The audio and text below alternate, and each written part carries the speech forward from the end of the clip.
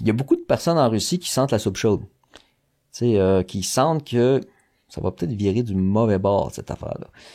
Il commence à y avoir du monde qui ont peur. Tu sais, t'es un haut fonctionnaire en Russie, puis t'as collaboré au trafic des enfants en Ukraine pour les rééduquer. Il y a eu des enlèvements là, à grande échelle. Il y a eu des mandats d'arrêt d'ailleurs. Et l'Ukraine, sans l'aide étrangère, peut pas résister à la Russie. Je dis, il y a trop de besoins. Ils ont une infériorité en nombre. C'est un pays plus grand, la Russie. Ouais. Là, qui commence à être de plus en plus aidé par la Chine, par exemple, l'Iran, etc. Mais la Russie a-tu autant de ressources qu'elle n'en avait? Mais non, il y en a beaucoup moins. T'sais. Est-ce qu'elle-même, elle n'a pas à gagner d'arrêter de faire la guerre? Ah, là, c'est un gros débat. Oui, le problème, bon, c'est que...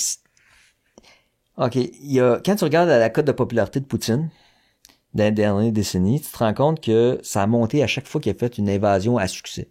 Genre la Géorgie, la Crimée. Tout ça. Quand ça a fonctionné, tu as vu sa cote de popularité monter. Et si je me rappelle bien, mais là, je dis ça de mémoire, il y a eu une place à baisser. Crise financière de mémoire. Quand que l'économie va mal, typiquement, les gens, même si c'est une situation macro-mondiale, les gens vont avoir tendance à blâmer leur gouvernement. Ils vont avoir tendance à blâmer ce qui est visible, leur gouvernement. Mm-hmm. Même si peut-être c'est juste une fluctuation. D'ailleurs, en politique, ils disent tout le temps « is the economy stupid ». Ça veut dire que il y a des cycles qui sont macros, qui sont mondiaux, et souvent, c'est pas ton gouvernement qui est responsable de ça. Il va peut-être amoindrir la tendance, l'annuler, c'est une autre chose. Sur la crise des subprimes en 2008 aux États-Unis. L'effet qu'il y a eu, c'est qu'il y a eu quand même moins de popularité à cause de l'économie Poutine à ce moment-là. Donc là, vu que la situation économique se détériore en Russie, il y a de l'inflation, taux d'intérêt, je pense, sont à 20%, quelque chose comme ça. C'est ceux qui pensent que 4, c'est beaucoup, là. Ouais. Pensez à ça, 20%, c'est une carte de crédit. Tu veux du crédit, c'est si tu passes, là, c'est pas sûr que tu passes, ben, la Banque centrale commence au taux de 20. J'ai oublié les derniers taux, là, mais je veux dire, le taux de base, c'est une carte de crédit. Là. Pense à ça. Ça fait beaucoup d'intérêt. Mais en Argentine, c'était genre comme 80% ou un affaire. Mais à un moment donné, t'as plus accès à du crédit. Fait que là, tu peux plus investir, il y a moins d'investissement, fait que ça a un effet, ça. Quand tu montes les taux comme ça c'est une autre discussion à avoir, mais là, la Russie a ce problème-là. Fait que là, l'économie est de plus en plus dure sur les Russes. Pourrait-tu avoir un effet? Absolument. Il commence à avoir il y a de plus en plus de voix dissidentes en Russie. Et même, on est dans une dictature, mais il y a de plus en plus même de journalistes, de commentateurs qui commencent à oser dire des choses de façon prudente, mais qui ne se font pas arrêter nécessairement. Donc, l'effet de la répression va peut-être pas être suffisant. Parce que, tu sais, ce qu'il faut penser, c'est que les gens, quand ils se révoltent, c'est qu'ils pensent gagner plus en se révoltant. C'est un pari, se révolter. Donc là, si tu t'approches d'un point où collaborer à une dictature te récompense pas, il va commencer à avoir des réflexions sur le fait que, anyway, je gagne rien à collaborer, comme citoyen, comme travailleur, comme politicien, ou peu importe. Donc, il va commencer à avoir une réflexion sur le fait que peut-être que la solution est de ne pas lui collaborer, ouvertement ou en cachette, tu sais. Fait qu'est-ce que ça va faire ça en Russie? Très possiblement. On va peut-être se ramasser avec un matin qu'ils vont avoir un coup d'État. Non, ouais. On va regarder aux nouvelles, puis là, paf, les généraux vont avoir pris le contrôle, puis ils vont avoir, peut-être comme la Révolution française, ils vont avoir nommé Poutine comme étant je sais pas moi, l'ambassadeur du peuple, je sais pas. Ils vont trouver un terme pour le mettre de côté.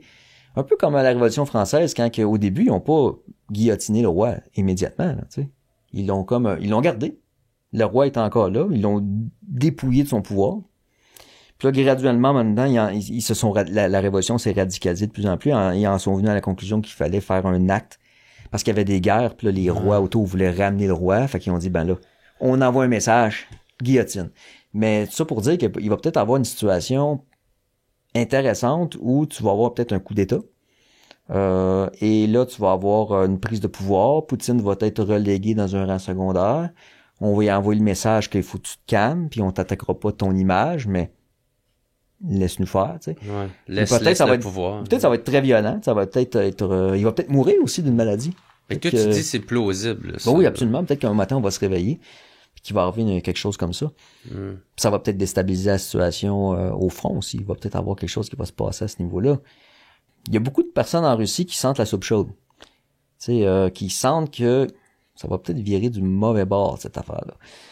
Il commence à avoir du monde qui ont peur. Tu sais, t'es un haut fonctionnaire en Russie, puis t'as collaboré au trafic des enfants en Ukraine pour les rééduquer. Il y a eu des enlèvements là, à grande échelle. Il y a eu des mandats d'arrêt d'ailleurs pour cette raison. Puis là, c'est quoi ça? C'est qu'ils enlèvent c'est des enfants? Ils ont conquis des territoires, puis ils ont pris des enfants, puis ils les ont envoyés en rééducation, où leurs parents sont plus là, ils les ont enlevés là. Pour qu'ils deviennent des Russes? Ouais, c'est ça, littéralement. Il y a même des images, ils font chanter les chants, ils leur font apprendre toutes sortes de choses. Il y a plein d'images là, qui sont même publiées. Que tu vois ça, là. Il y a eu plein d'enquêtes qui ont été faites à ce niveau-là. Non, c'est live, là. C'est un crime. Il y a eu des mandats d'arrêt là, contre certains responsables. Mais là, si t'es un haut fonctionnaire qui a collaboré à ça, c'est légal. Tout comme les dignitaires nazis, c'était légal de collaborer au génocide, mais c'est éthiquement non légal. Donc, ça se pourrait-tu qu'il y ait un procès de Nuremberg version russe dans 5, 10 ans, 2 ans, on sait pas. Mm-hmm. Oui. Ces gens-là commencent à sentir la soupe chaude, tu sais. Tout dépendamment comment que ça va aller. Puis tu sais, dans un régime corrompu de même, le problème, c'est que les gens sont opportunistes. Fait que t'as pas des gens loyaux parce qu'ils croient que qu'est-ce que tu fais est bon. Ils sont loyaux parce dans leurs intérêts. C'est un contrat. Ouais. Donne-moi quelque chose, puis moi, je vais te donner ma loyauté, mon travail. Mais là, si tu casses ce lien-là, puis les gens commencent à se dire, il est plus capable là, de faire ce qu'il va dire. Dans 2 ans, peut-être qu'il va débarquer, puis moi, je vais me faire arrêter, puis je vais me faire juger, puis je vais perdre toutes mes affaires. Là. Puis là, tu commences à sentir la soupe chaude. Là. Tu commences à te dire, mettons que tu es un procureur, mettons, qui intente des poursuites au nom de l'État pour des raisons farfelues. Puis là, tu te dis, écoute, moi, je vais m'ouvrir un compte en Suisse, mais la Suisse est du bord de l'Ukraine, tu sais, qui sont sortis de leur neutralité. Là, tu te dis, Dubaï sont neutres, mais ils vont-tu m'aider? Si la pression est forte, peut-être qu'ils m'aideront plus. Là, tu commences à te sentir comme coincé. Ça se peut que tu commences à plus vouloir collaborer autant. Tu sais. Fait que c'est peut-être ça qui va se passer aussi. What's up tout le monde? Ici Jer Alain pour vous dire un gros merci d'écouter et de suivre le What's Up Podcast. Vous pouvez m'aider en devenant membre Patreon.